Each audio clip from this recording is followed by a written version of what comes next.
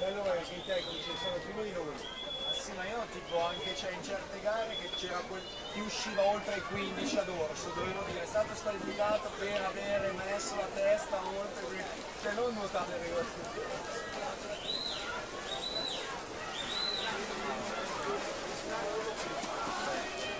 Mattia Soncin 1:02,78 si aggiudica la quarta serie, la partenza al numero 3.